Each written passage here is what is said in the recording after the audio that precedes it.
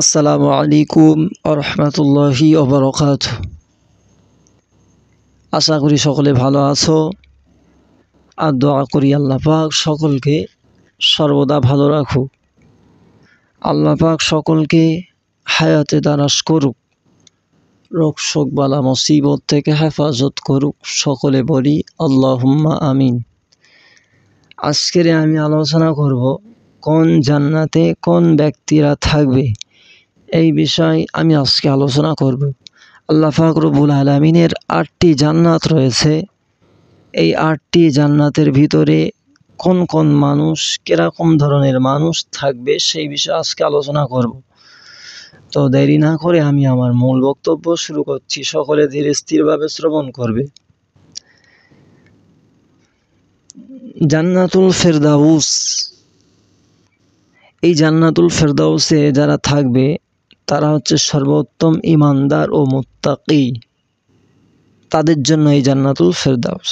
জান্নাতুল খুলদ, যারা বিশুদ্ধ অন্তর ও আমল নিয়ে মারা গিয়েছে তাদের জন্য জান্নাতুল খুলদ। জান্নাতুন নাঈম, তাকওয়াবান ব্যক্তিদের জন্য। জান্নাতুল আদন, যারা আল্লাহর প্রতি পূর্ণ অনুগত দেখিয়েছে তাদের জন্য।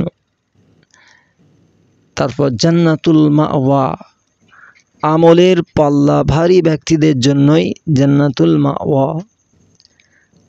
দারুল করার, সর্বোচ্চ মর্যাদা সৎ কার্যকারীদের জন্য জান্নাতুল করার।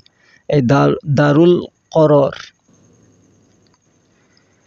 দারুল মাকাম, ধৈর্যশীল ও ইবাদতে অবিচল ব্যক্তিদের জন্য দারুল মাকাম।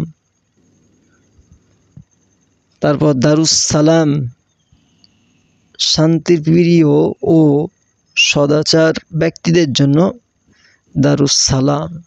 আল্লাহ পাক রব্বুল আলামিন আমাদের সকলকে বলা এবং শোনার থেকে বেশি আমল করার তৌফিক দান করুক। আল্লাহ পাক রব্বুল আলামিনের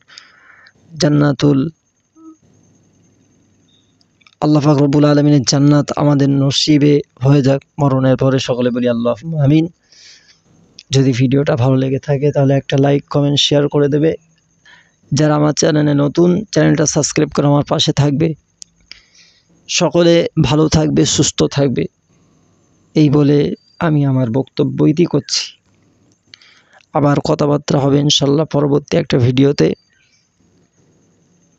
সকলে সর্বদা ভালো থাকবে, সুস্থ থাকবে, নিজের প্রতি খেয়াল রাখবে, সকলের জন্য দোয়া করবে।